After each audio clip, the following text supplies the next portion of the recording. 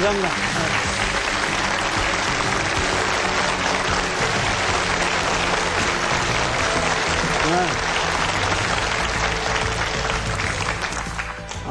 날로 이렇게 뜨겁게 저를 환영해 주시고 국민들도 아주 많이 그 관심을 가지시는 모양이에요. 그래서 아주 요새 우리 이 강의를 운영하고 있는 우리 스태프들도 아주 힘이 나는 모양이에요.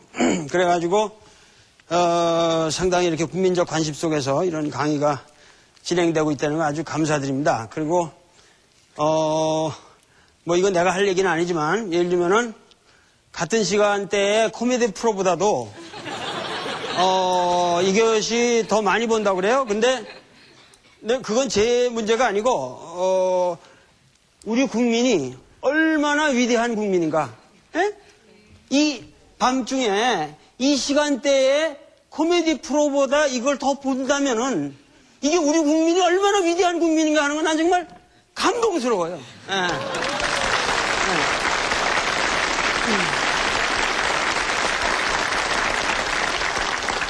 그리고 제가 그 전번에도 우리 국회의원들 전부 유배 보내라. 그랬더니 그거 가지고 또 뭐 그냥 얘기가 김용옥 너무 세지 않냐. 발음을 저렇게 발언을 자꾸만 세게 해 들어가면 이거 복잡하지 않냐. 앞으로 뭔가 저 사람 정치적인 맥락이 있는 것 같다. 앞으로 총선이 있고 그러니까 맞은 그런 말들이 날카로운 모양이에요. 그런데 이 강의가 나간 지난 월요일 날 그날 나는 모 일간지에 국회의장과 인터뷰한 내용이 나갔다고요. 에? 국회의장. 근데 거기서 내가 얼마나 우리나라 국회를 칭찬하고 있는지 아세요? 우리 박관영 씨 만나가지고, 내가 국회가 과거로부터 뭐냐면 우리가 국회를 인식할 적에 한국 사람들은 그냥 시골에서 정객들이 와가지고 그냥 쌈박질하는 대로만 하는 거야. 그렇잖아요, 우리가. 그런데 우리 국회라고 하는 것은 그렇게 정객들이 모여서 쌈박질하는 데가 아니라 국민들의 복지와 그야말로 그 국민들의 그 민권을 위해서 그런 보편적 가치를 위해서 모든 사람들이 대화와 설득의 장이 돼야 되잖아요. 예? 그런데 우리나라 국회는 박관영 국회의장님이 나한테 하는 말이 뭐냐면은 어떤 국회의원이 말이야 뭐 이렇게 하면 올라와서 의사복을 그냥 뺏고 그냥 막 야단을 치는 거여서 당신 몇 살인데 이 짓이야? 그랬더니 하는 말이 그 사람이 하는 말이 뭐냐면 이런 게 사진으로 찍히면은 지역구에서 표가 쏟아집니다. 좀 봐주쇼 그러더라는 거야. 그러니 말이야 이게 뭐냐면 우리 국회의 수준도 우리 국민이 만들어가는 겁니다. 그죠? 국민이 만들어가는 거예요 이게. 에? 아니 그 국회의장 의사봉 하나 뺏으면 말이야 지역구에서 표가 쏟아져 이런 말이 이게 우리 현실이다 이거야. 그러니까 우리가 앞으로는 국회 와서 떠들고 막 그렇게 난동부리 그런 놈들은 싸그리 그냥 떨어뜨려 버려요.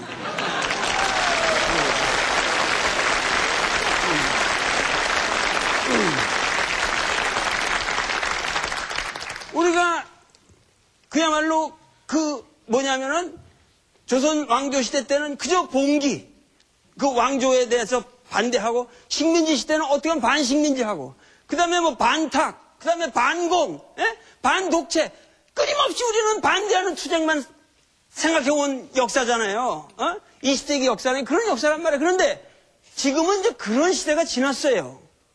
어떻게 하면은 화해하고 전체적인 우리 국민의 복지를 위해서 모든 사람이 함께 노력하고 그렇게 해서 대화를 하고 그렇게 하면서 뭔가 보다 더 나은 미래를 위해서 우리가 노력해야 하는 판에 아직도 옛날에 그냥 쌈박질하는 거로만 국회는 대화와 설득의 장이지 투쟁의 장이 아닙니다. 아시겠습니까? 이것이 근본적인 인식의 변화가 일어나야 한다는 게 내가 여기서 쓴 얘기예요. 난 그런 얘기하는 사람인데 내가 무슨 뭐 누구 어느 국회의원 뭐 내가 불리한 발언을 하거나 이런 짓 안 해요. 어떤 사람이든지 우리의 국민들이 바른 생각을 가지고 바른 기준을 세워가지고 그 칼날에 어긋나는 놈들은 말이야 야당이든 여당이든 모조리 잘라버려요 그냥.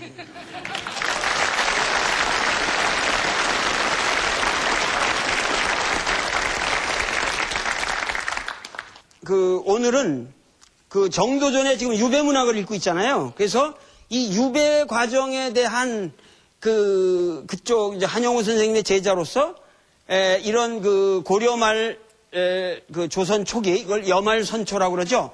이 여말선초의 이 변혁 시기에 관해서 공부를 많이 한 그 전문가 교수분을 한번 제가 모셔보겠습니다.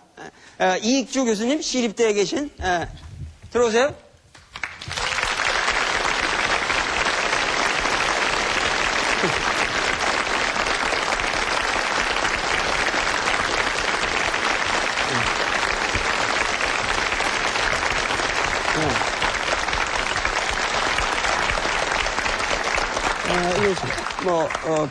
편하게 서가지고, 말씀하세요.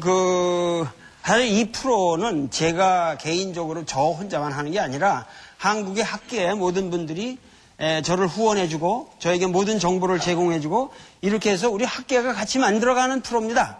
이게 저 혼자가 하는 강의가 아니고 그래서 우리 이익주 선생님은 우리 아주 젊은 교수지만 한영우 선생님의 제자로서 상당히 많은 삼봉에 관한 연구를 하셨습니다. 그래서 그쪽 상황이 좀 내가 궁금하기 때문에 한번 여쭤보고 싶은데 하여튼 고려말이 뭔가 썩기는 많이 썩었던 모양이죠. 어때요? 그러니까 훌륭한 혁명가가 나오는 게 아니겠습니까? 근데 공민왕이라는 분이 개혁을 시도하려고 그랬죠? 시도를 했습니다. 시도를 했죠. 네. 공민왕의 개혁의 분위기가 어떻게 돌아갔어요? 그 당시 문제가 되는 것이 권세가들이 일반민들의 재산을 빼앗고 억지로 노비를 만들고 이런 문제였으니까 당연히 빼앗은 토지를 돌려줘라. 억지로 노비를 삼은 사람들을 본래 양인으로 돌려줘라. 이런 일들을 하는 거죠. 근데 그때가 이제 원나라의 지배하에 있었기 때문에 네. 우리가 주체적으로 개혁을 못하고 굉장히 그런 어려운 상황이 있었다 그런 얘기죠? 예, 공민왕이 개혁을 하려고 보니까 그때까지 원나라가 계속 간섭을 하면서 이런 개혁을 못하게 한다는 말이에요. 그러니까 먼저 원나라부터 몰아내야 되겠다. 원나라부터. 해가지고 1356년에 원나라를 몰아내는 아주 대대적인 작업을 진행을 합니다. 아주 멋있게 성공을 하고 곧이어서 이제 개혁에 착수합니다. 이 개혁은 시간이 꽤 오래 걸립니다. 그 사이에 홍건적이 침략을 해오고 또 왜구가 또 극성을 부리고 이런 일 때문에 상당히 오래 가다가 아마 신돈이라고 하는 승려를 아실 텐데요. 이 신돈을 등용해서 아주 전격적으로 개혁을 단행합니다. 근데 이제 개혁을 단행하는데 가장 중요한 것이 이제 신진 관료라고 그럴까? 하여튼 신흥 유자들을 과거 시험을 통해가지고 대거 등용합니까? 그렇습니다. 개혁이라고 하는 것은 혼자 하는 게 아니죠. 이 개혁을 할 수 있는 능력과 의지가 있는 사람들, 이런 사람들이 있어야 되는데, 개혁 주체 세력, 이렇게 표현하면 되겠습니다. 누구를 이 개혁 주체로 할 것인가? 이게 아주 중요한 문제였고, 이때 공민왕은 과거에 급제한 사람, 또 그 당시 과거 시험 과목에 논어, 맹자, 중용, 대학하는 이런 사서가 포함되어 있었기 때문에 다시 말씀드리면 성리학을 배운 사람들이 과거에 급제를 했거든요. 자, 이 사람들에게 정치를 맡긴 겁니다. 이 사람들을 기반으로 해서 힘을 모아서. 그러니까는 불교로 전부 모든 고려가 이렇게 주축을 이루고 있었는데 문화가 그런데 이제 신흥 관료들은 유교적인 소양을 가진 사람들이 등장하게 되는군요. 그렇습니다. 예, 유교 가운데에서도 이제 좀 더 구체적으로는 성리학자라고 할 수 있습니다. 그리고 이 사람들이 결국에 자기들이 목표한 바를 달성하는 것이 조선을 건국하는. 그래서 조선을 성리학의 나라로 만드는 이런 게 되겠습니다. 근데 이제 유학의 당시 가장 중요한 인물이 항상 이색이라는 분이 떠오르는데 네. 이분들이 전부 정도전이고 이런 분들이 다 이색 제자입니까? 그렇습니다. 직접 제자죠. 그 당시는 과거 시험에서는 성리학을 시험을 봤는데 성리학을 교육하는 기관은 국가에 아직 없었습니다. 그러니까 사람들이 과거 시험을 붙으려면 성리학을 공부해야 되겠는데 어디 가서 공부를 해야 될까? 그러면 개인적으로 그 학식이 높은 성리학에 대해서 많이 알고 있는 분을 찾아가야 될 텐데 바로 그분이 그 이세익이었던 겁니다. 새로운 학풍이 조성된 거죠. 그 당시에 이세익이라는 분을 통해 가지고 거기서 많은 이제 유생들이 올라오고 국민왕이 개혁의 의지가 있었으므로 그 과거라는 제도를 통해서 많은 사람들이 등장하게 됐다. 근데 이 사람들은 토지라든가 이런 거에 좀 배경이, 그러니까 토지를 갖고 있거나 이런 사람들이 아니라는 얘기죠? 상대적으로 그렇습니다. 상대적으로? 네, 그러니까는 덜한 사람들. 개혁하기에 편한 거죠. 자기가 돈 갖고 있는 사람은 개혁 못 하잖아요, 항상. 이거는 정몽주라든가 이런 이제 조준이라든가 뭐 남원이라든가 이런 분들은 전부 아주 그런 이 고려 사회에 뿌리 깊은 지주 기반이 없었던 사람이다고 되게 얘기를 하는 거죠? 네, 그래서 그걸 학계에서는 대지주하고 중소지주하고 이 둘을 구분해서 사용을 합니다. 그러니까 개혁의 대상이 된 사람들은 대개 대지주, 그리고 이제 이 성리학자들은 대개 지방의 지주지요. 지주니까 이제 공부를 하고 관리가 됐을 테니까요. 하지만 대지주는 아닌 중소지주 이렇게 구분을 하는 그런데 것입니다. 공민왕이 어떻게 살해가 됩니까? 시해가 됩니까? 사실입니까?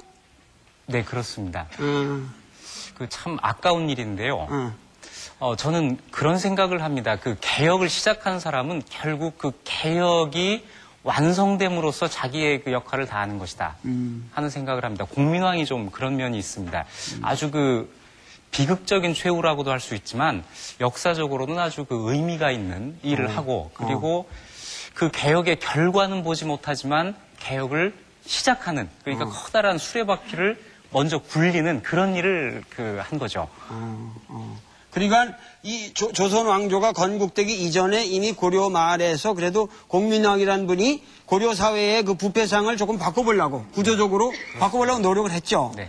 그러면서 이 양반이 이제 시해를 당하게 되니까 상대적으로 그때 등용됐던 관리들이 또다시 이제 박해를 받게 되거나 이제 낙향하거나 피를 보게 되는 거죠. 네, 그렇습니다. 그런데 이 정도전이 직접적으로 귀향을 가게 되는 계기는 어떻게 됩니까? 지금 말씀하신 대로 공민왕이 시해 당하니까 공민왕을 도왔던 관료들이 이제 탄압을 받게 되는데 어떤 구실이 있어야 이 사람들을 몰아낼 수 있을 게 아닙니까? 그런데 그 구실이 어디서 만들어지느냐면 외교 문제에서 만들어집니다. 이 공민왕의 정치 가운데 또 중요한 것 하나가 원과의 관계를 끊고 명나라와 외교 관계를 맺는다라고 하는 것입니다. 그런데 이 우왕을 옹립한 사람들, 공민왕이 시해당한 다음에 우왕을 옹립한 이 권세가들이 원과 다시 국교를 맺으려고 했던 거죠. 원나라와 국교를 재개할 것이다는 이것은 결과적으로는 국내 정치에서 개혁을 중단한다고 하는 걸 의미하기 때문에 단순한 외교의 문제는 아니었던 겁니다. 여러분들이 아시다시피 원나라는 몽고 사람들이죠. 우리나라 고려 말에 쳐들어온 거 아시잖아요. 그런데 이제 몽고 중원에서는 중국에서는 어떤 변화가 일어나냐면 이 몽고를 다시 쳐부시고 명나라가 이제 수립되어 가잖아요. 그럼 한국에서 이 몽고의 원나라 세력과 대꾸만 붙으려는 사람은 아무래도 보수 세력이겠죠. 그리고 개혁적인 사람들은 어디랑 친하려고 그러겠어요? 명나라를. 그래서 배원 친명이라고 그러나요? 하여튼 그 원나라를 멀리하고 그 명나라를 친하게 하려는 그런 데에 가장 앞장서신 분이 정도전이라고 말할 수 있습니까? 그때 대단히 많은 사람들이 그런 주장을 합니다. 그런데 그래서 모두 유배를 가고 이제 정도전은 나주로 유배 가고 정몽주는 저기 언양으로 유배 가고 다 유배를 가는데 아마 그때 가장 목소리가 높았고 가장 앞장서서 반대한 분이 아마 정도전인 것 같습니다. 왜냐하면 유배가 가장 오랫동안 계속되고 풀리지를 않습니다. 다른 사람들은 다 돌아오는데 정도전만 오랫동안 나주에서 유배 생활을 하게 됩니다. 원나라 사신이 오는데 가서 맞으라고 그러니까 정도전이란 분이 내가 나가서 맞으려면 그 사신 모가지를 내가 비워버리겠다. 네. 그래가지고 결국 우리가 지금 읽고 있는 답전보의 그 생활이 이제 전개가 됐는데 이 양반의 죽음이 내가 보기엔 가장 좀 억울한 죽음이거든요. 황당하게 돌아가시게 되는데 그 이방원이라는 분이 이제 이 양반을 이렇게 죽여버리는 거죠. 근데 도대체 이 양반이 죽는 제목이 가장 큰 게 뭡니까? 왜 이방원은 왜 이 사람을 죽였어요? 참 아까운 분인데? 이렇게 생각하시면 좀 어떨까 하는데요. 혁명을 했습니다. 성공했습니다. 그러면 이 혁명의 성공이 머리로 된 것이냐, 그 힘으로 된 것이냐. 이 두 가지는 사람마다 다 다르게 생각을 할 겁니다. 정도전은 혁명에 대한 아이디어를 제공한 분이고, 이방원은 직접 군대를 이끌고 그 혁명을 성공시켰으니까, 장기적으로 볼 때는 정도전이 혁명을 기획하고 완수한 것이지만 단기적으로 볼 때는 힘을 가진 사람이 혁명을 한 것이거든요. 그렇죠. 자, 그러면 혁명이 끝난 다음에 이 혁명의 열매를 누가 차지할 것이냐 이 문제가 나올 수밖에 없는 것이고 되게 역사적으로 볼 때 그때는 힘을 동원한 사람이 이기게 돼 있죠. 그렇죠. 아마 정도전도 그런 뭐 구체적으로는 뭐 어떤 개인적인 갈등 관계라든지 또 뭐 모함도 있을 거고 뭐 여러 가지가 있겠지만은 커다란 호흡으로 보면은 그렇게 이해하시면 될 것 같습니다. 그러니까 구체적으로는 뭐 예를 들면 정도전 삼봉이 그 이방원의 사병까지도 네가 갖고 있는 병사까지도 혁파시켜라, 없애버려라. 네. 그러니까는 이제 마지막으로 해서 자기가 데리고 있는 놈을 데려다가 막 곤장을 치고 그랬다며요. 네. 그러니까는 이제 이방원으로 볼 때는 이거는 더 이상 참을 수준이 아니다. 그래가지고 기습을 해서 그냥 죽여버리는 거죠. 그죠? 네, 그렇습니다. 그래서, 역사에서 이런 훌륭한 인물이 그런 어떤 정치적 과정에서 희생은 되었지만, 그러나 오늘날까지 그 정도전이 세우려고 했던 조선의 비전은 나는 오늘까지 우리 민주사회에 이르기까지 면면이 흐르고 있는 위대한 사상을 이 사람은, 건설했다고 생각합니다. 그래서, 그러한 것을 우리가 지금 공부하고 있는 거 있고, 그리고 오늘 우리의 현실과도 이 정도전이 추구했던 현실은 결코 멀지가 않다.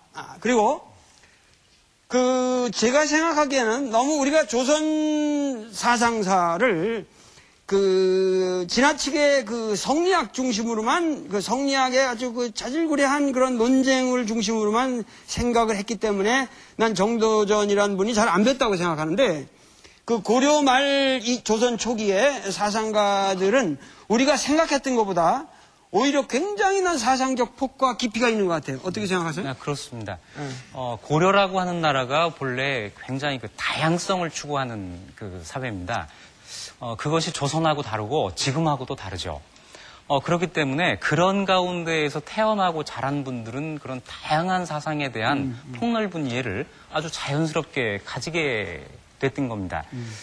그것이 사실은 우리 역사가 제대로 지금까지 발전을 해왔더라면 우리도 그런 다양한 그런 사상, 문화 이런 것들을 가질 수가 있었을 텐데 한국의 역사는 제 생각에는 아마 식민지를 경험했다고 하는 그런 어떤 단절이 그런 풍부한 역사와 지금의 이런 좀 초라해진 모습과 이런 사이의 어떤 단절 이런 거를 갖고 왔다 저는 이렇게 생각하고 있습니다. 훌륭한 말씀인데, 그래서 제가 생각하기에는 고려 말 이런 사상가들의 이렇게 이 스케일을 보면은 유불도를 다 통달했어요.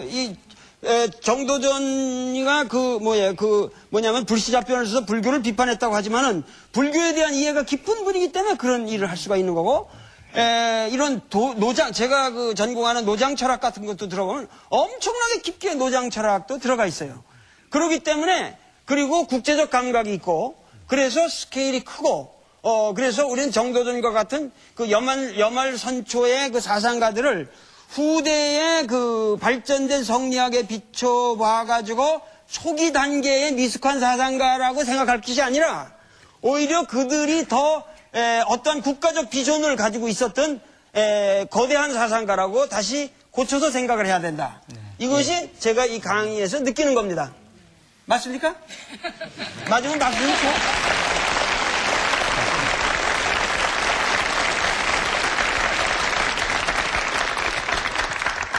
하여튼 이렇게 우리 젊은 교수분들도 열심히 우리 역사에 이런 것을 공부를 하고 계시고, 그리고 이렇게 아까 말씀했듯이 우리가 지금 우리 역사에 대해서 너무 모르고 있는 것은 사실은 일제 식민지라고 하는 이 단절기를 통해서 우리 역사가 망각이 된 겁니다.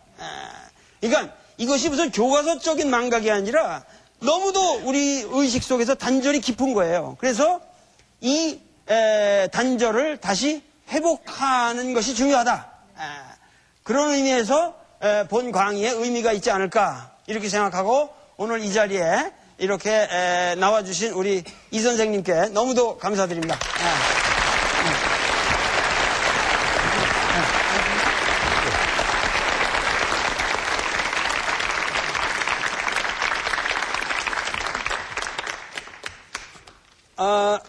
지난 그 강의가 꼭 저 연속 방송국처럼 끝났죠. 하다가 다음 편을 기대하시라. 끝났는데 지난번에 이제 그 말씀을 드리면 이 양반이 시골에 귀향을 가가지고 밭에서 어떤 농부가 이렇게 밭을 이렇게 갈고 있는데 가서 이제 옆에 와서 노인장 수고하십니다. 그랬더니 이렇게 쳐다보시더니 야 이놈 옷도 근사한 옷을 입고 손이나 발도 안 튼 걸 보니까 뭔가 이게 이런 편벽한 나주와 같은 이런 부곡에 올 놈이 아닌데 널 보니까 분명히 중앙에서 벼슬이나 한 놈 같은데 벼슬아치라고 한다면 큰 죄를 지지 아니오서는 이런 데 올 까닭이 없는데 너 같은 놈이 왜 와 있냐 하고 이제 야단을 치시는 거 아니야 그 노인이 시골 노인이 그래서 처음에는 뭐라고 그랬어요 그렇습니다 그랬지 그렇습니다 그러고 나서 좀 이제 하니까 이 양반이 그럼 넌 무슨 죄를 졌냐 하고 지금 죄목을 나열하는 거예요. 그 노인이 앉아가지고 그 노인이 그래가지고 하는데 뭐 아주 처절한 말씀을 하죠. 그래서 뭐 그 자리 하나 얻으려고 이렇게 비굴하게 살고 뭐 하는 놈이 아니냐. 그러고 뭐 아파트 열쇠나 얻으려고 그러고 말이지. 그러면서 하시는 말씀이 도식 기록 불사기직이라고 했잖아요. 녹은 항상 녹은 받아 처먹으면서 녹은 즐겁게 처먹으면서 항상 자기가 해야 할 직분은 하지 않는다. 지금 제가 갖고 있는 책에 189페이지입니다. 189페이지. 그래가지고 이제 말씀을 하는 거예요. 도식 기록에 불사기직이라 하면서 하는 말에는 보처자지게 투연세월이라고 했어요. 지 처자 하나 이렇게 보존하려고 세월을 이렇게 보내는 허비하면서 보내는 그런 놈이구나 하고 야단을 치시는데 사실 여기까지는 어떤 면에서 본다면 이게 하급 공무원 얘기예요. 밑에 하급 공무원 얘기란 말이야. 그러니까 여기서 하급 공무원의 그 부패라고 하는 거는 내가 그래도 봐줄 수가 있어요. 여기 올가 얘기하는. 근데 이 양반이 난 그런 사람은 아닐 것이다 하고 또 정도전이 이제 그랬단 말이에요. 그러니까 이 노인이 하는 말이 야 그러면 넌 어떤 놈이겠구나 하고 그 다음에 이제 들어가는 말씀이죠. 자 여기서 내가 안경을 좀 써야죠. 나도 벌써 늙어가지고 눈이 안 보여. 이거 안 보이는 게 아주 비극입니다. 그러면서 너 사기가 그 사기친 게 다 궁해져가지고 죄가 발각이 됐구나 중간쯤에 그 189페이지 중간에 그러니까 그래가지고 여기까지 왔구나. 그러니까는 우리 삼봉이 그렇지는 않습니다. 그렇게 제가 온 거는 아닙니다. 그러니까 그렇다면 네가 위장 위수라고 그랬죠. 이 장수가 되어가지고 광수 여당 전구 후옹이라고 그랬죠. 널리 네 패거리들을 만들어가지고 네가 이제 여기는 뭐냐면 이건 최고의 군인 사령관이 된 거예요. 지금 여기 장수라고 하는 것은 장수가 돼가지고 널리 당열을 수립하고 그래가지고 앞으로 끌어주고 뒤에서 옹립해주면서 하다가 평소 때 아무 일 없을 때 국가의 전란이 없을 때는 말이야 큰 소리로 대연 공갈이라고 했어요. 공갈만 치는 새끼라. 되게 이게 높은 여기 장수라고 그랬단 말이야.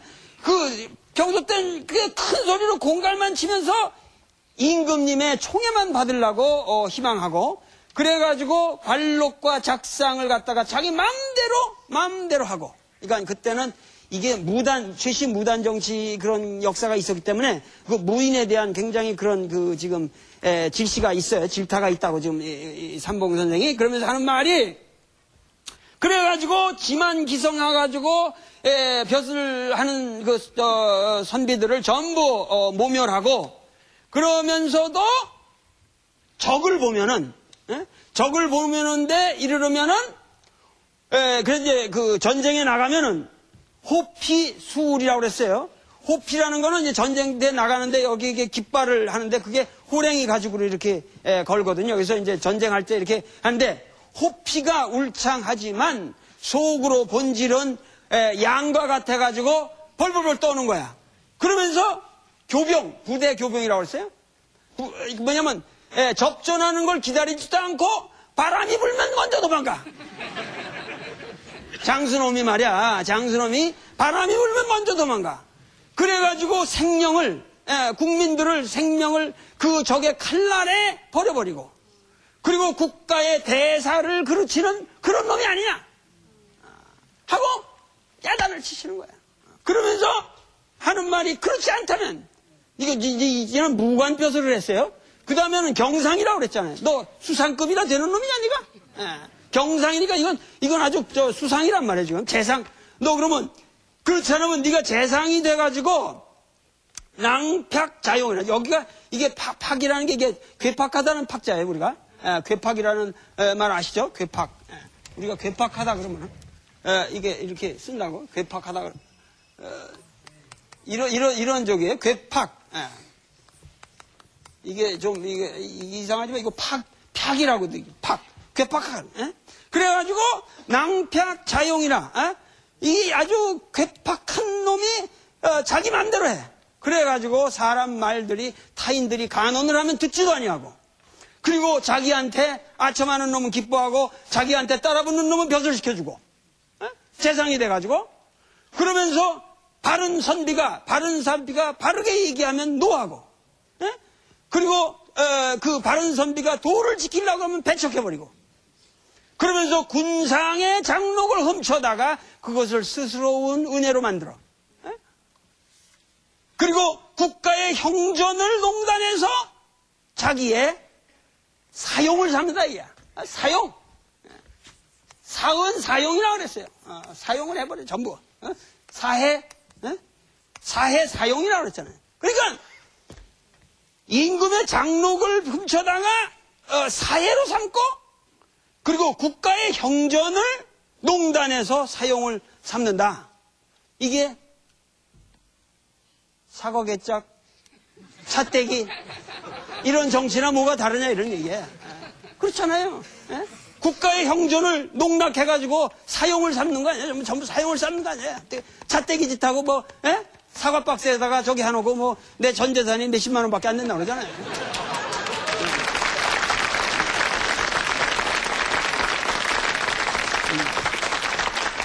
그 옛날이나 지금이나 똑같은 거야 이게 지금. 이 국민들이 볼 적에는 다 똑같은 얘기란 말이야.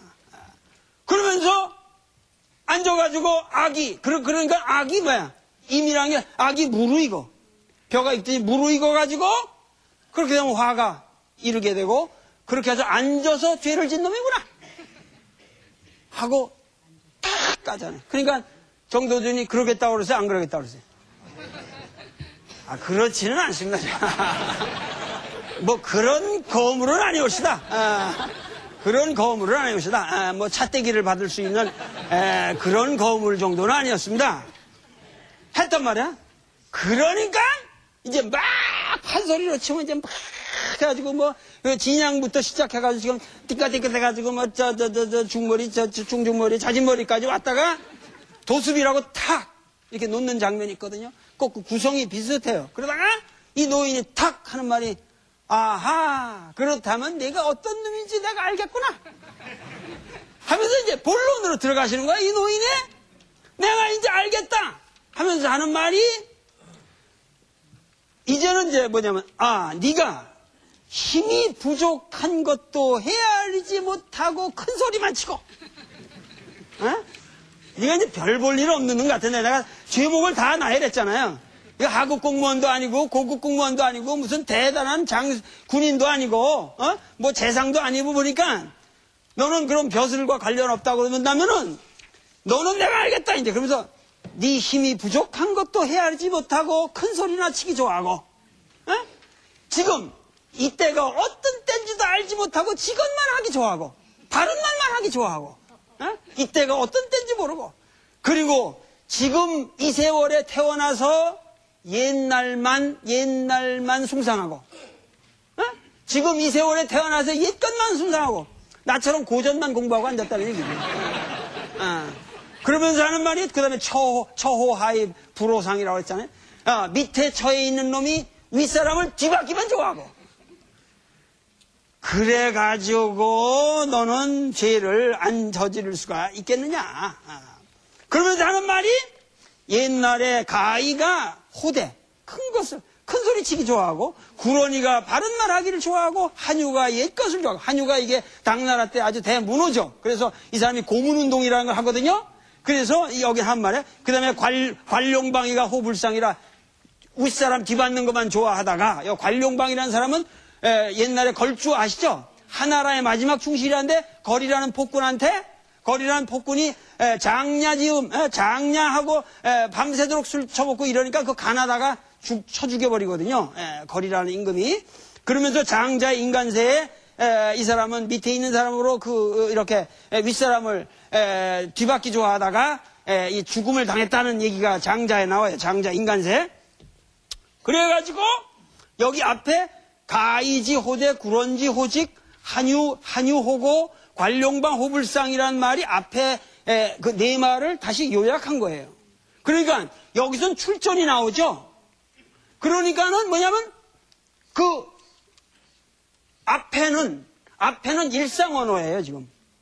무슨 말인지 아시겠습니까? 욕을 해도 일상적 말로 되지만 여기는 지금 뭐예요? 구런이 한유 관룡방 이름이 나오니까 이 순간 정도전이 팍 도는 거죠. 아하, 이 사람이 시골에 있든 무슨 있는 초야 선비지만 이 사람은 대단한 학자구나. 가서 타고 오는 거죠. 이때 출전이 나오니까 이건 공부하지 않은 사람은 할 수가 없는 얘기거든. 그래가지고 그러면서 하시는 말이 뭐냐면 이 네 사람의, 그러니까 이 네 사람은 사실 나쁜 사람들은 아니잖아요, 앞에. 그런데 시대를 잘못하고 너 참 비운하면 비꼬는 거예요. 그러면서도 하는 말이 이 네 사람이 모두 도가 있는 선비지만 전부 폄하당하고 사약을 받아서 죽거나 그렇게 해가지고 자기 생명을 온전하게 보존하지 못한 사람들인데, 너는 지금 한 몸으로 이 네 사람들의 죄를 다 범했어. 그래가지고 겨우 이제 근근히 뭐냐면 유배죄를 얻었으니, 그래가지고 모가지는 건졌으니, 내가 비록 야인이지만 우리나라 국가의 법전이 얼마나 관용한지를 알겠도다. 이 노인이 그렇게 얘기하는 거예요. 그러니까 이 사람이 그냥 그때 깜짝 놀라는 거야. 깜짝 놀라는. 그러면서 마지막 훈계라는 것이, 내가 너에게 지금 훈계하노니 지금부터라도 네가 몸을 조심하면은 이제 너 화를 면할 수 있을 것이다. 이제부터 조심해라. 하고 그 노인이, 그 호미질을 하던 노인이 다 호미를 놓고 그런 말씀을 하는 거예요. 네? 그러니까는 그 정도전이가 그 말을 들으니까 이 사람이 유도지사, 이게 대단한 도가 있는 지식인이라는 걸 내가 알았다 그 말이에요. 그 순간에. 그래가지고 말하기를, 전보님, 농부님, 밭을 가는 할아버지, 당신이야말로 은군자라고 그랬죠, 여기. 숨어있는 위대한 선비로소이다. 그러니 내가 지금 여기 뭐라면 원관이라고 그랬죠. 집에다가 우리 집에다 모셔가지고 뭐냐면 업을 여기 공부를 좀 배우겠습니다. 수업이라고 하죠, 수업. 지금은 애들이 수업이라는 것도 뭔지 몰라. 내가 가서 강의를 해주면 말이야. 이 수업이라는 게 얼마나 대단한 건지도 모르고 그냥 이게 요새 학생들 너무 이 수업이라는 걸 우습게 하는데, 옛날엔 이렇게 훌륭한 선생님을 뵈면은 모셔다가 배우고 싶습니다. 그 선생님이 배우신 그 공업을 내가 받고 싶습니다 하고 이 수업을 청해요. 그러니까 이 노인이 호미를 이렇게 쳐다보지도 않고 호미질을 계속하면서 하는 말이 나는 세세로 농부다. 네가 생각하는 그런 대단한 지식인이 아니다. 나는 세세로 하는 농부요. 단지 밭을 갈고 나라의 공가에다가 세금을 열심히 내고 그 남는 돈 가지고 처자를 봉양하는 사람이다. 에?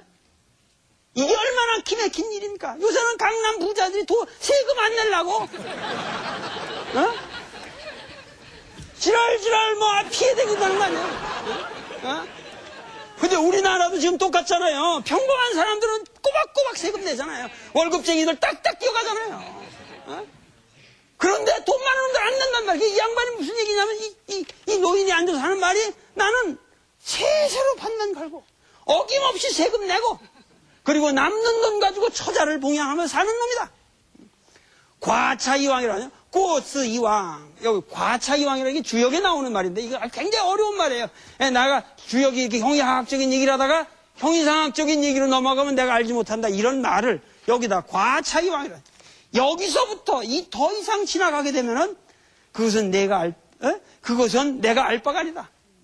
나는 오직 밥 깔고 먹고 사는 것만 내가 생각하는 놈이다. 그거 넘어가는 얘기는 나한테 하지 마라. 나한테 하지 말라는 거야. 그러면서 하는 말이 가라. 자, 거기라고. 가라. 그러면서 계속해서 호미질을 하면서 가라. 나를 어지럽히지 마라. 이 양반이는 이게 아주 너무도 드라마틱한 장면이 여기 전개되는 거예요. 가라. 나를 어지럽히지 마라 하면서 호미질을 계속 하시는 거예요. 이 노인이 그러니 가슴에 말해 이 정도전 이 삼봉의 가슴에 얼마나 그게 꽂히겠어요. 그 말씀들이. 그러니 내가 뭔 말을 다시 할 수가 없더라 그거야. 삼봉 얘기가. 내가 더 이상 할 말이 없더라. 그래서 내가 그대로 공손히 물러나면서 탄식하는 말이 저 할아버지는 여기 뭐라면 저익지류라고 그러거든요. 저익지류라고 그래요. 저익지류라고 그래요. 여기 유명한 말이 나와요. 저익지류라고 하는데 저익지류다 이런 거 잘 이해가 안 가실 텐데 이 저라는 거는 뭐냐면 이 저라고 하는 거는 이 사람은 장저라는 사람이에요. 장저라는 사람이고 익이라고 하는 사람은 거릭이라는 사람이란 말이에요. 거릭이라는 사람이에요. 사람 이름이에요. 그런데 이게 노노에 제일 끝에 가면 미자라는 18편에 그 미자가 있는데 내가 불행하게도 KBS에서 그 미자까지는 강의를 못했지만은 거기에 보면은 이게 말이죠. 이 양반이 여기 굉장히 묘한 거예요. 여기가 회진이라는 데요. 지금 이게 나주가 그 영산강 거기가 그 바다에서 목포에서 이렇게 부터 들어오는 그 항구잖아요. 거기가 그 회진이라고 불렀던 데인데 이 회진이 이렇게 강이 있는데 이게 이제 여기에 그 메타포가 있죠. 근데 공자가 이렇게 주유 나라를 이렇게 돌아다니잖아요. 그러다가 어느 이렇게 강을 보고 강에서 이제 건널 나루토를 찾는다고. 그래가지고 공자의 제자 중에 자로라는 아주 충직한 제자가 있었죠. 내가 KBS 강의에서 그 얘기를 했는데. 그래가지고 하다가 어느 장저하고 거릭이라는 두 노인이 밭을 갈고 있는 거야. 지나가다. 그래서 이 동네 노인들인 것 같으니까 저분들에게 물어보면 알 것이다. 그러고 가서 문진이라고 그래요. 그래서 나루터가 어디냐는 걸 물어보라고 그래요. 그러면서 자로가 내려가서 묻고 저 언덕 위에서 공자는 수레를 하면서 말고피를 잡고 이렇게 서 있거든요. 그래가지고 그 자로가 내려와서 장저한테 처음에 물어요. 장저한테 처음 묻거든요. 나루터가 어디 있습니까? 그러니까 저기 있는 저 사람이 누구냐 그래요. 공골시다. 그러니까는 공구라 그래요. 아주 이름을 부른다고 공구올시다. 자기 스승을 낮춰서 공구라고 그래요. 공구올시다. 그러니까 어느 공구냐? 그냥 노나라의 공구냐? 그러니까 그렇습니다. 그러니까 하는 말이 그러면 나루는 저놈이 더 먼저 잘할 텐데. 무슨 말인지 아세요? 나루는 저놈이 먼저 절하래. 뭐냐면 쓸데없이 나나 세상 구하겠다고 변혁시키겠다고 돌아다니는 놈이니까 나루토는 지가 다 할 거 아니야, 이거. 어? 얼마나 주유천한 새끼가 나루토를 왜 나한테 묻냐 이거야. 그 노나라의 공구냐? 그러면서 하는 말이 이 장조가 그렇다면은 나루토는 저놈이 나보다 더 잘할 텐데. 그래서 호미질만 하는 거예요. 그래가지고 그 옆에 거리기한테 그러니까 요게 아주 한마디가 지금 정도전 삼봉이 이런 얘기를 하지만 그 배경에는 이런 아주 재미있는 메타포가 여기에 얽혀있다고. 이 대단한 문학이에요 이게. 그래서 거리기한테 또 물어요. 그 옆에 있는 이 장조하고 거리기에서 둘이서 이렇게 쟁기를 이렇게 둘이서 이렇게 하고 있었거든. 그래가지고 거리기한테 가서 또 물어요. 이 사람이 안 가르쳐 주는데, 이게 나루토가 어딥니까? 그러니까는, 이 사람이 하는 말이, 너는 도대체 누굴 따라다니는 놈이냐? 그러니까, 나는 공자님을 이렇게 모시고 따라다니는 제가 제자, 잘 올시다. 그러니까는 하는 말이, 이놈아, 왜 사람을 피해서 다니는 놈을 따라다니냐? 이거 공자가 노나라에서 그 피 쪽에 해가지고 삼한한테 당해가지고 이제 노나라를 떠난 거거든요. 그러니까는 사람을 피해 도망다니는 새끼를 따라다니냐? 나처럼 벽세지인 이 세상을 피해 사는 사람을 따라다니는 게 옳지. 그러니까 내 제자가 되라 이거야. 저는 버리고. 하고 얘기를 한단 말이에요. 그러면서 계속해서 밭을 끊지 않고 갈면서 하더라 이거야. 그래가지고 자로가 병신된 거지. 그 두 노인네 앞에서 병신된 거야. 그래가지고 돌아가가지고 공자님한테 어떻게 됐냐? 그러니까는 사정 얘기를 다 해요. 가서 물어보니까 저 노인네들이 이렇게 얘기합니다. 공자가 빗대가 나왔나? 화가 나겠지. 멍하게 이렇게 하면서 무연이라고 했어. 얼굴이 멍하면서 우르락부르락 하면서 이제 속도 상하갖고 저놈들이 날 몰라도 한참 모르는구나. 자기 나름대로 이제 공자가 이거 굉장한 드라마예요. 거기도 그 드라마가 있어요. 그러면서 공자가 이렇게 하고 있다가 하는 말이 조수 불가여 동군이라고 그랬어요. 사람으로 태어나서 그러면은 저 새와 금수와 더불어 살 수가 없는 게 인간이라고 한다면 내가 이 인간들과 더불어 하지 않고 누구와 더불어 하겠느냐? 저놈들처럼 세상을 피하고 조수와 더불어 살고 흙냄새 맡고만 산다고 해서 이 새끼가 돌아가냐? 그때 이 양반이 유명한 말입니다. 공자가 하는 말이 조수와 더불어 인간이 살 수가 없는 것이라고 한다면 내가 이 인간들과 더불어 하지 않고 누구와 더불어 하겠느냐? 나는 인간을 택하고 인간세의 개혁을 위해서 살겠노라 하면서 말하시는 제일 마지막에 천하의 유도. 만약에 이 천하의 도가 있었다면 나는 이렇게 세상을 변혁하려고 댕길 일은 없을 것이다 하고 미자편이 끝나요. 아시겠어요? 그러니까 이러한 공자의 메타포와 이 답전보라는 문학은 아주 묘하게 얽혀 있는 겁니다, 지금. 그러면서도 뭐냐면 공자의 편에서 얘기한 것도 아니고 이 사람은 뭐죠? 삼봉은 저 사람은 저 나주에 있는 저 전보는 거릿과 같은 사람, 장조 거릿과 같은 사람일 것이다 라고 말한 것은 장조 거릿의 세계도 굉장히 공자를 비난한 그 사람들도 뭐예요? 공자가 항변은 또 했지만 이 장조 거릿에 대한 존경이 있어요. 지금 너그러운 존경이 있어요. 지금 이 정도전 이걸 쓰면서 장조와 거릿과 같은 그러한 숨은 위대한 선비였을 것이다.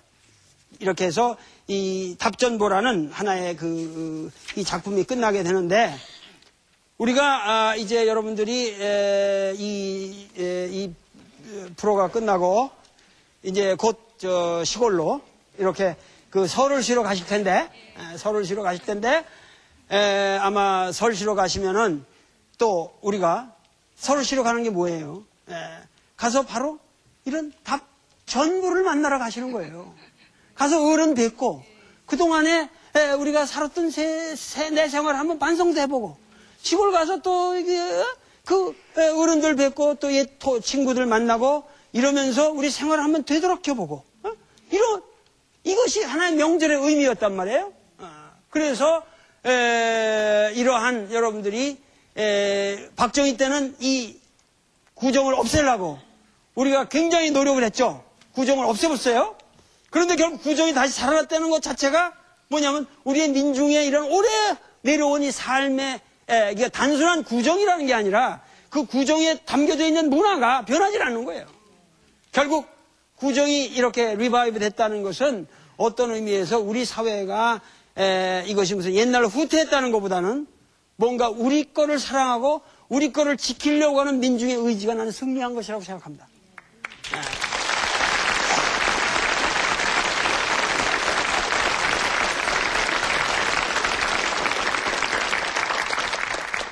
그래서 구정 기간 동안에 여러분들이 집에 가셔가지고 훌륭한 전보를 많이 뵙고 훌륭한 이런 꾸지람 많이 들으시고 오세요. 아주 정치인들은 길게 귀향을 가야지만 우리는 사흘만 짧게 귀향 갔다 오는 겁니다. 아시겠죠?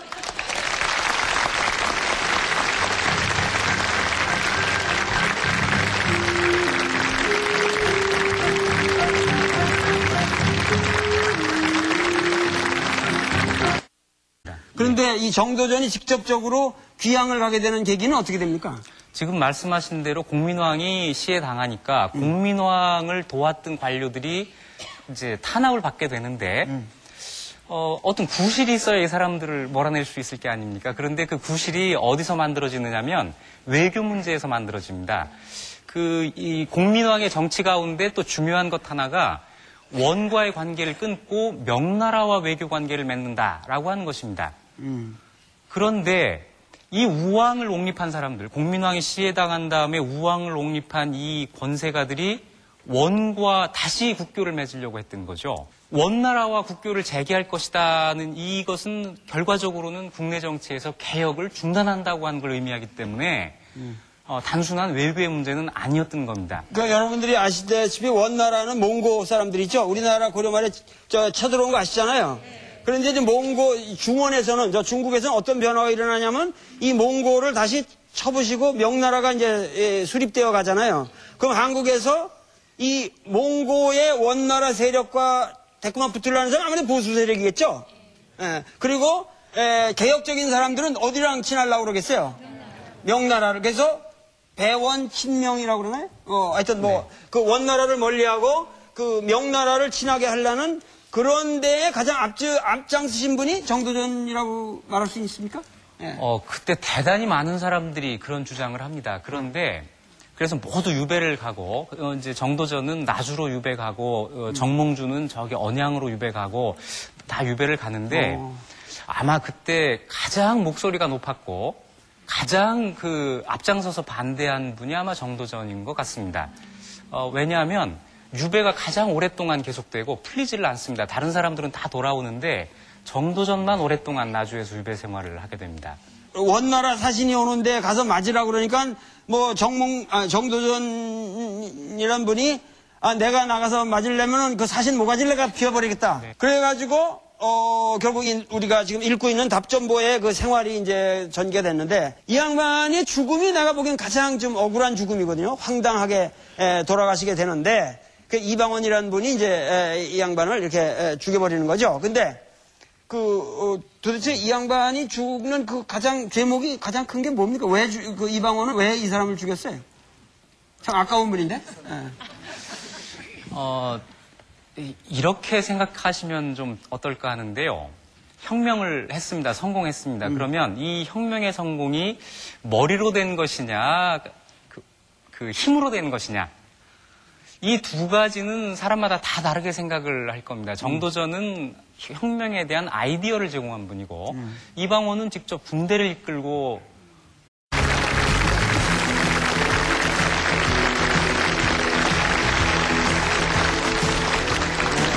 감사합니다. 감사합니다.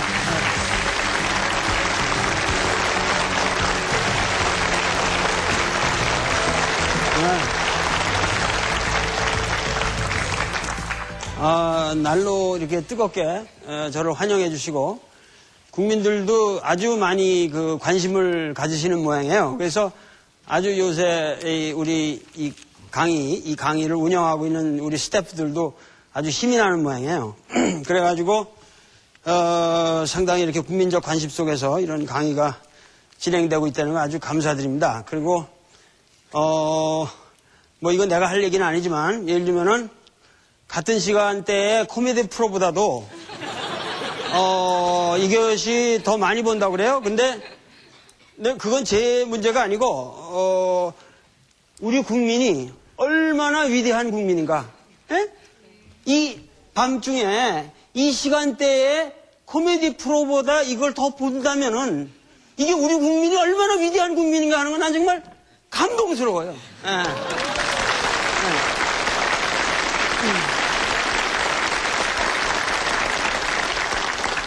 그리고 제가 그 전번에도 우리 국회의원들 전부 유배 보내라. 그랬더니 그거 가지고 또 뭐 그냥 얘기가 김용옥 너무 세지 않냐? 발언을 자꾸만 세게 해 들어가면 이거 복잡하지 않냐? 앞으로 뭔가 저 사람 정치적인 맥락이 있는 것 같다. 앞으로 총선이 있고 그러니까 맞은 그런 말들이 날카로운 모양이에요. 그런데 이 강의가 나간 지난 월요일 날 그날 나는 모 일간지에 국회의장과 인터뷰한 내용이 나갔다고요. 에? 국회의장. 근데 거기서 내가 얼마나 우리나라 국회를 칭찬하고 있는지 아세요? 우리 박관영 씨 만나가지고, 내가 국회가 과거로부터 뭐냐면 우리가 국회를 인식할 적에 한국 사람들은 그냥 시골에서 정객들이 와가지고 그냥 쌈박질하는 대로만 하는 거야. 그렇잖아요, 우리가. 그런데 우리 국회라고 하는 것은 그렇게 정객들이 모여서 쌈박질하는 데가 아니라 국민들의 복지와 그야말로 그 국민들의 그 민권을 위해서 그런 보편적 가치를 위해서 모든 사람들이 대화와 설득의 장이 돼야 되잖아요. 예? 그런데 우리나라 국회는 박관영 국회의장님이 나한테 하는 말이 뭐냐면은 어떤 국회의원이 말이야 뭐 이렇게 하면 올라와서 의사복을 그냥 뺏고 그냥 막 야단을 치는 거여서 당신 몇 살인데 이 짓이야? 그랬더니 하는 말이 그 사람이 하는 말이 뭐냐면 이런 게 사진으로 찍히면은 지역구에서 표가 쏟아지는군요. 그렇습니다. 예, 유교 가운데에서도 이제 좀 더 구체적으로는 성리학자라고 할 수 있습니다. 그리고 이 사람들이 결국에 자기들이 그 목표한 바를 달성하는 것이 조선을 건국하는 그래서 조선을 성리학의 나라로 만드는 이런 게 되겠습니다. 근데 이제 유학의 그 당시 가장 중요한 인물이 항상 이색이라는 분이 떠오르는데 네. 이분들이 전부 정도전이고 이런 분들이 다 이색 제자입니까? 그렇습니다. 직접 제자죠. 그 당시는 과거 시험에서는 성리학을 시험을 봤는데 성리학을 교육하는 기관은 국가에 아직 없었습니다. 그러니까 사람들이 과거 시험을 붙으려면 성리학을 공부해야 되겠는데 어디 가서 공부를 해야 될까? 그러면 개인적으로 그 학식이 높은 성리학에 대해서 많이 알고 있는 분을 찾아가야 될 텐데 바로 그분이 그 이색이었던 겁니다.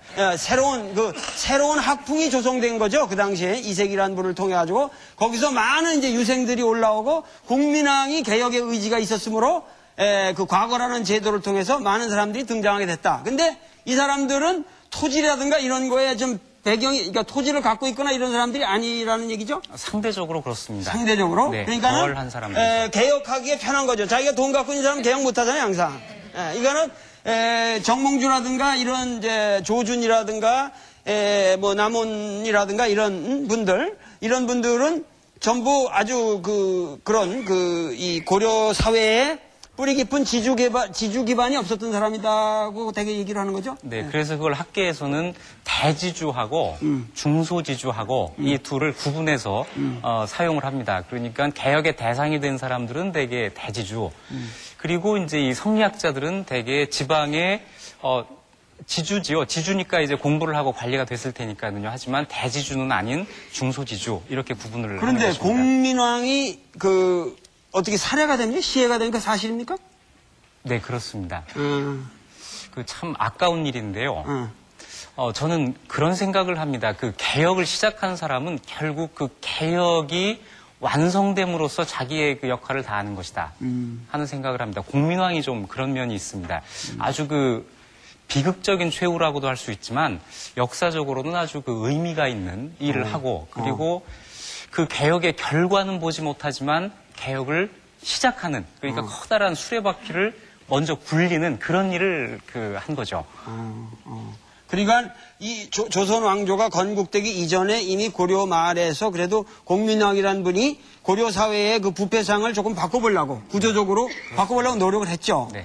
그러면서 이 양반이 이제 그 시해를 당하게 되니까 상대적으로 그때 등용됐던 관리들이 또 다시 이제 그 박해를 받게 되거나 이제 낙향하거나 피를 보게 되는 거죠. 네, 그렇습니다. 좀 봐주쇼 그러더라는 거야. 그러니 말이야 이게 뭐냐면 우리 국회의 수준도 우리 국민이 만들어가는 겁니다. 그죠? 국민이 만들어가는 거예요 이게. 에? 아니 그 국회의장 의사봉 하나 뺏으면 말이야 지역구에서 표가 쏟아져 이런 말이 이게 우리 현실이다 이거야. 그러니까 우리가 앞으로는 국회 와서 떠들고 막 그렇게 난동부리 그런 놈들은 싸그리 그냥 떨어뜨려 버려요.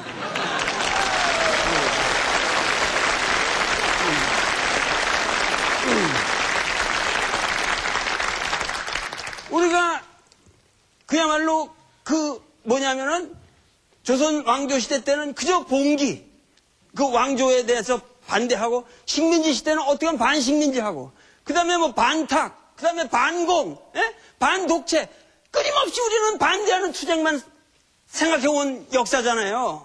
20세기 역사는 그런 역사란 말이에요. 그런데 지금은 이제 그런 시대가 지났어요. 어떻게 하면은 화해하고 전체적인 우리 국민의 복지를 위해서 모든 사람이 함께 노력하고 그렇게 해서 대화를 하고 그렇게 하면서 뭔가 보다 더 나은 미래를 위해서 우리가 노력해야 하는 판에 아직도 옛날에 그냥 쌈박질하는 거로만 국회는 대화와 설득의 장이지 투쟁의 장이 아닙니다. 아시겠습니까? 이것이 근본적인 인식의 변화가 일어나야 한다는 게 내가 여기서 쓴 얘기예요. 난 그런 얘기 하는 사람인데 내가 무슨 뭐 누구 어느 국회의원 뭐 내가 불리한 발언을 하거나 이런 짓 안 해요.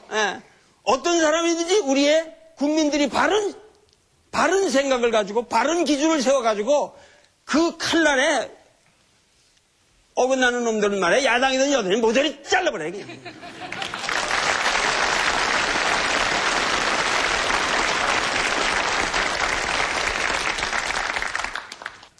오늘은 정도전에 지금 유배문학을 읽고 있잖아요. 그래서 이 유배 과정에 대한 그쪽 이제 한용우 선생님의 제자로서 이런 고려말 조선 초기 이걸 여말선초라고 그러죠. 이 여말선초의 이 변혁 시기에 관해서 공부를 많이 한 그 전문가 교수분을 한번 제가 모셔보겠습니다. 이익주 교수님 시립대에 계신 들어오세요.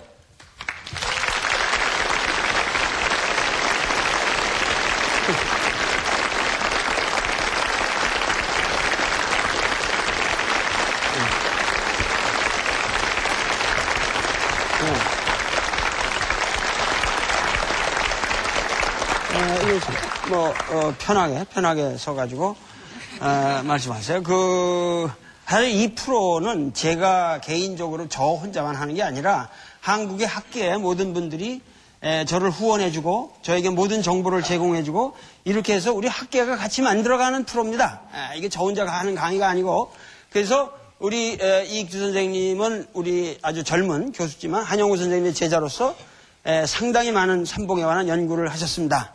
그래서 그쪽 상황이 좀 내가 궁금하기 때문에 한번 여쭤보고 싶은데 하여튼 고려말이 뭔가 썩기는 많이 썩었던 모양이죠. 어때요? 그러니까 훌륭한 혁명가가 나오는 게 아니겠습니까? 근데 공민왕이라는 분이 개혁을 시도하려고 그랬죠? 시도를 했습니다. 시도를 했죠. 네. 공민왕의 개혁의 분위기가 어떻게 돌아갔어요?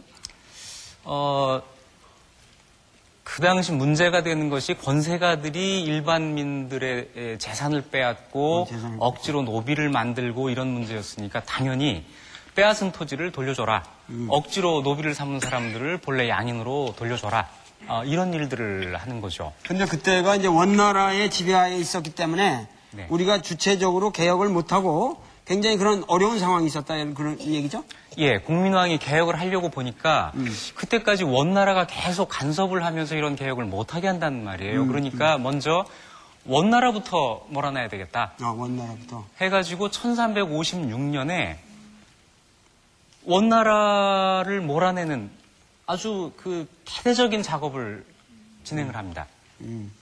아주 멋있게 성공을 하고 곧이어서 이제 개혁에 착수합니다. 이 개혁은 시간이 꽤 오래 걸립니다. 그 사이에 홍건적이 침략을 해오고 또 왜구가 또 그 극성을 부리고 이런 일 때문에 상당히 오래 가다가 아마 신돈이라고 하는 승려를 아실 텐데요. 이 신돈을 등용해서 아주 전격적으로 개혁을 단행합니다. 근데 이제 그 개혁을 단행하는데 가장 중요한 것이 이제 그 신진 관료라고 그럴까 하여튼 신흥 유자들을 과거 시험을 통해 가지고 대거 등용합니까? 그렇습니다. 개혁이라고 하는 것은 혼자 하는 게 아니죠. 이 개혁을 할 수 있는 능력과 의지가 있는 사람들, 이런 사람들이 있어야 되는데, 뭐 개혁 주체 세력, 뭐 이렇게 표현하면 되겠습니다. 누구를 이 개혁 주체로 할 것인가? 이게 아주 그 중요한 문제였고, 이때 국민왕은 과거에 급제한 사람, 또 그 당시 과거 시험 과목에 그 논어, 맹자, 중용, 대학하는 이런 사서가 포함되어 있었기 때문에 다시 말씀드리면 성리학을 배운 사람들이 과거에 급제를 했거든요. 자, 이 사람들에게 정치를 맡긴 겁니다. 이 사람들을 기반으로 해서 힘을 모아서. 그러니까는 그 불교로 전부 모든 고려가 이렇게 그 주축을 이루고 있었는데 문화가 그런데 이제 그 신흥 관료들은 유교적인 소양을 가진 사람들이 등장하게 됩니다.